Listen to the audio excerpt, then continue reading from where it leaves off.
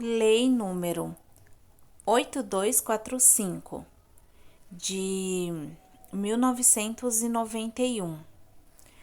Antes de começar, quero pedir para que vocês sigam o canal, compartilhem e que vocês me dêem essa força aí, tá bom?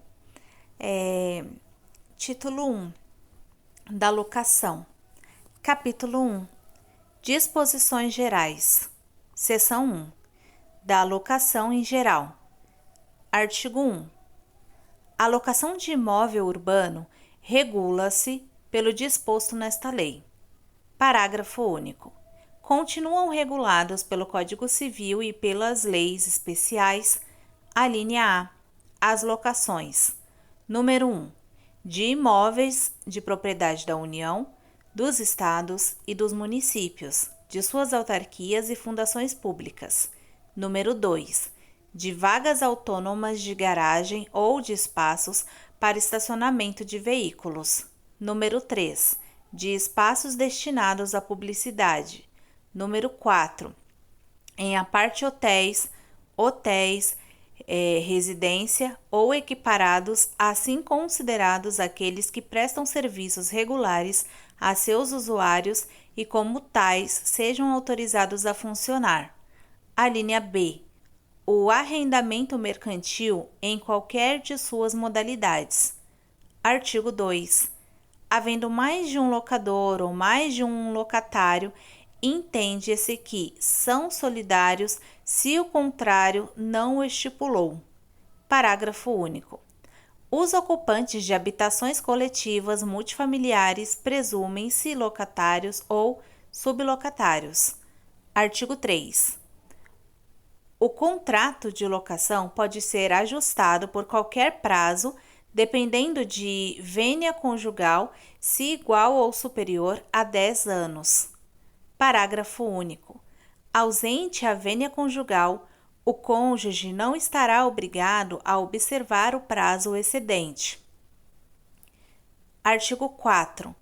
Durante o prazo estipulado para a duração do contrato, não poderá o locador reaver o imóvel alugado, com exceção ao que se estipula o parágrafo 2 do artigo 54-A, o locatário, todavia, poderá devolvê-lo, pagando a multa pactuada proporcional ao período de cumprimento do contrato ou, na sua falta, a que for judicialmente estipulada.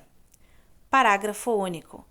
O locatário ficará dispensado da multa se a devolução do imóvel decorrer de transferência pelo seu empregador, privado ou público, para prestar serviços em localidades diversas daquela do início do contrato, e se notificar por escrito o locador com prazo de, no mínimo, 30 dias de antecedência.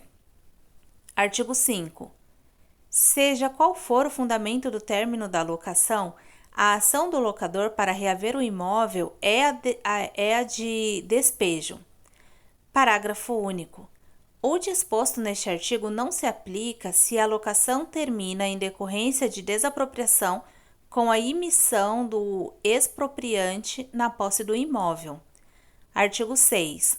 O locatário poderá denunciar a locação por prazo indeterminado mediante aviso por escrito ao locador, com antecedência mínima de 30 dias. Parágrafo único. Na ausência do aviso, o locador poderá exigir quantia correspondente a 1 mês de aluguel e encargos vigentes quando na resilição. Artigo 7. Nos casos de extinção de usufruto ou de fideicomisso, a locação celebrada pelo usufrutuário ou fiduciário poderá ser denunciada com prazo de 30 dias para desocupação, salvo se tiver havido aquiescência escrita no proprietário ou do fideicomissário ou se a propriedade estiver consolidada em mãos do usufrutuário ou do fiduciário. Parágrafo único. A denúncia deverá ser exercitada no prazo de 90 dias, contados da extinção do fideicomisso ou da averbação da extinção do usufruto, presumindo-se, após esse prazo, a concordância na manutenção da locação. Artigo 8. Se o imóvel for alienado durante a locação, o adquirente poderá denunciar o contrato com prazo de 90 dias para desocupação, salvo se a locação for por tempo determinado e o contrato contiver cláusula de vigência em caso de alienação e estiver averbado junto à matrícula do imóvel. Parágrafo 1.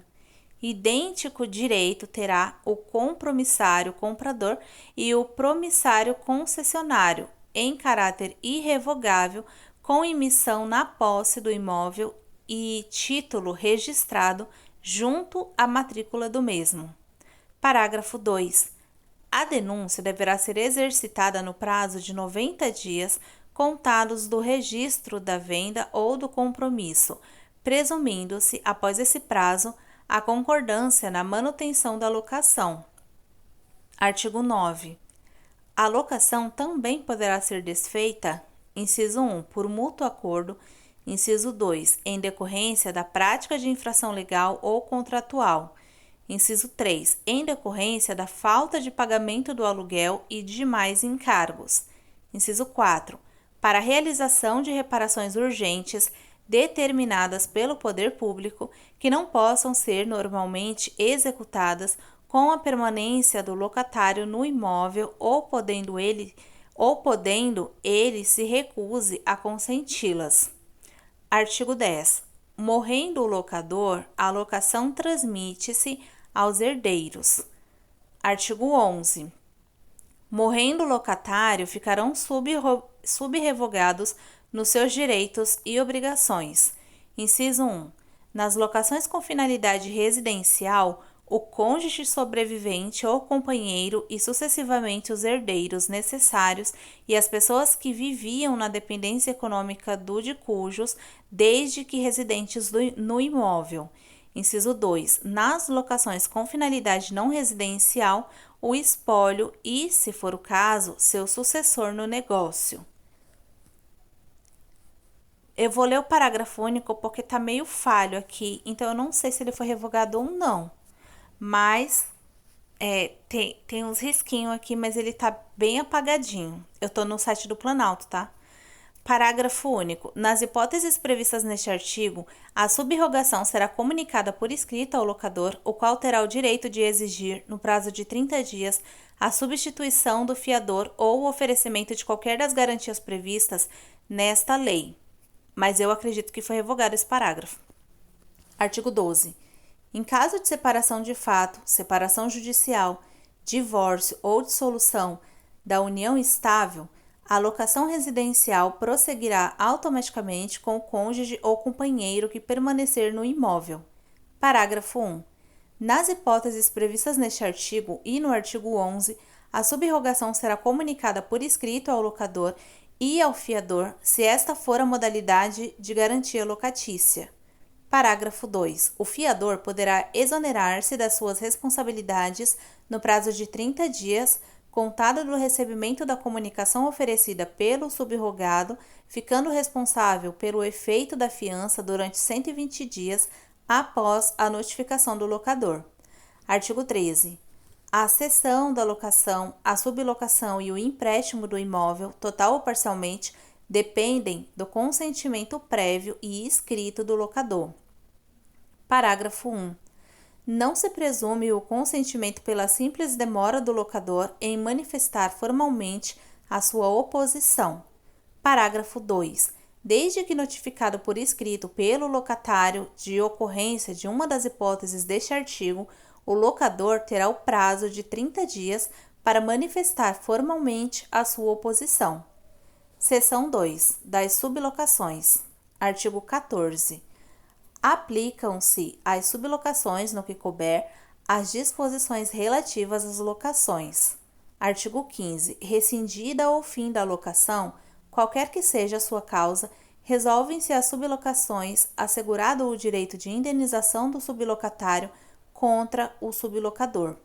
Artigo 16. O sublocatário responde subsidiariamente ao locador pela importância que dever ao sublocador quando este for demandado e ainda pelos aluguéis que se vencerem durante a lide. Seção 3. Do aluguel. Artigo 17. É livre a convenção do aluguel, vedada a sua estipulação em moeda estrangeira e a sua vinculação à variação cambial ou ao salário mínimo. Parágrafo único. Nas locações residenciais serão observadas os critérios de reajustes previstos na legislação específica. Artigo 18. É lícito às partes fixar de comum acordo novo valor para o aluguel, bem como inserir ou modificar cláusula de reajuste. Artigo 19.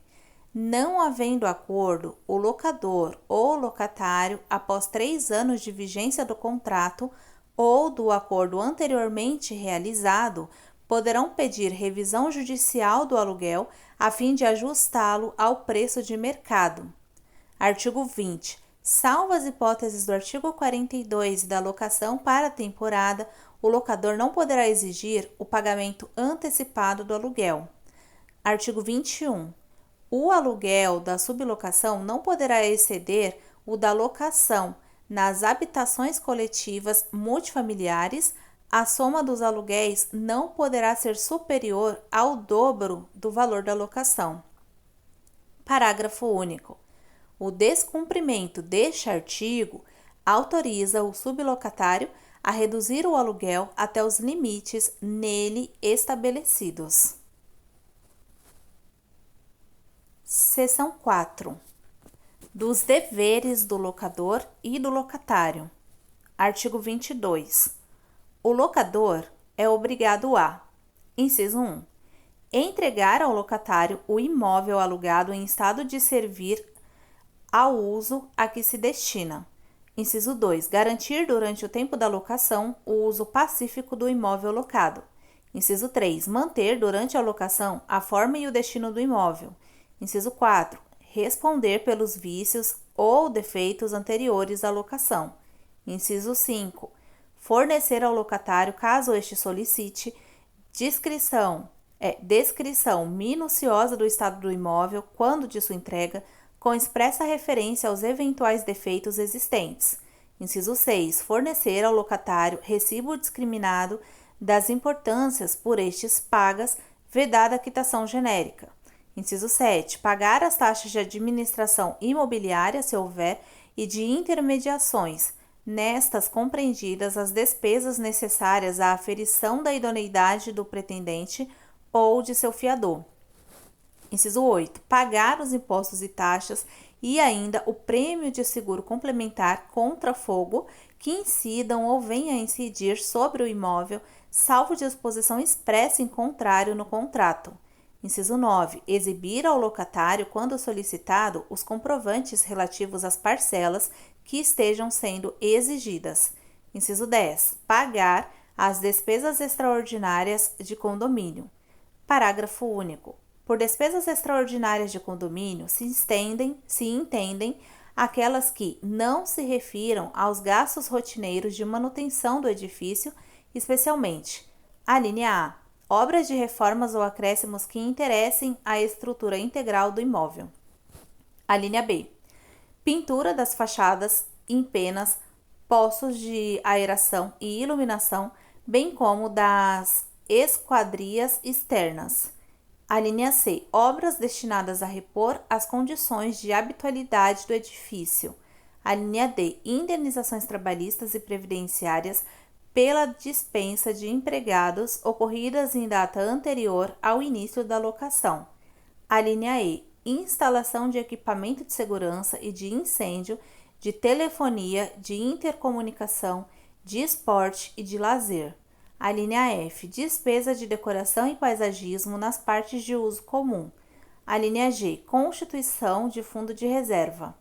Artigo 23. O locatário é obrigado a: inciso 1. Pagar pontualmente o aluguel e os encargos da locação, legal ou contratualmente exigíveis, no prazo estipulado, ou, em sua falta, até o 6º dia útil do mês seguinte ao vencido, no imóvel locado, quando outro local não tiver sido indicado no contrato. Inciso 2. Servir-se do imóvel para o uso convencionado ou presumido compatível com a natureza deste, com o fim a que se destina, devendo tratá-lo com o mesmo cuidado como se fosse seu. Inciso 3. Restituir o imóvel, fim da locação, no estado em que o recebeu, salvo as deteriorações decorrentes do seu uso normal. Inciso 4.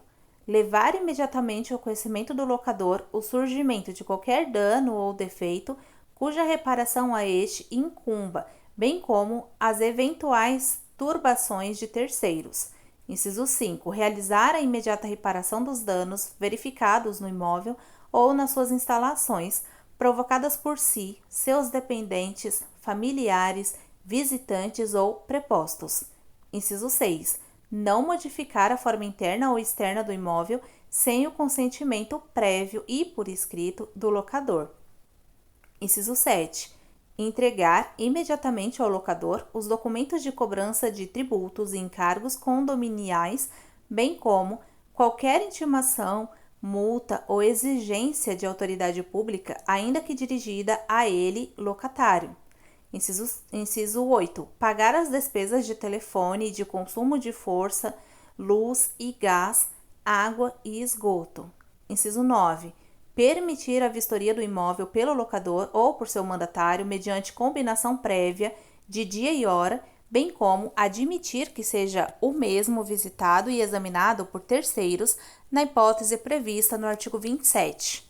Inciso 10. Cumprir integralmente a convenção de condomínio e os regulamentos internos. Inciso 11. Pagar o prêmio do seguro de fiança. Inciso 12. Pagar as despesas ordinárias de condomínio. Parágrafo 1. Por despesas ordinárias de condomínio se entendem as necessárias à administração respectiva, especialmente: a linha A. Salários, encargos trabalhistas, contribuições previdenciárias e sociais dos empregados do condomínio. A linha B. Consumo de água e esgoto, gás, luz e força das áreas de uso comum. A linha C. Limpeza, conservação e pintura das instalações e dependências de uso comum. A linha D. Manutenção e conservação das instalações e equipamentos hidráulicos, elétricos, mecânicos e de segurança de uso comum. A linha E. Manutenção e conservação das instalações e equipamentos de uso comum destinados à prática de esportes e lazer.